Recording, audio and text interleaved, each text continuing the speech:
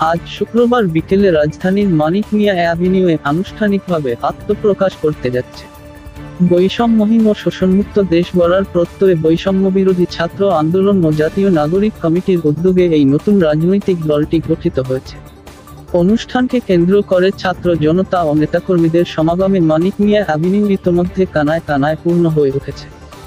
এর আগে ২৬শে ফেব্রুয়ারি দলটির আত্মপ্রকাশের তারিখ নির্ধারণ করা হলেও পরবর্তীতে তা পিছিয়ে আজকের দিনে আয়োজন করা হয়।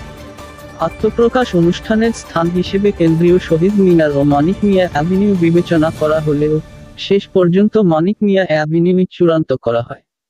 দলটির শীর্ষ নেতৃত্বে অন্তর্বর্তী সরকারের তথ্য ও সম্প্রচার উপদেষ্টা নাহিদ ইসলাম আহ্বায়ক হিসেবে এবং জাতীয় নাগরিক কমিটির সদস্য সচিব আক্তার হোসেন সদস্য সচিব হিসেবে দায়িত্ব গ্রহণ করবেন বলে জানা গেছে।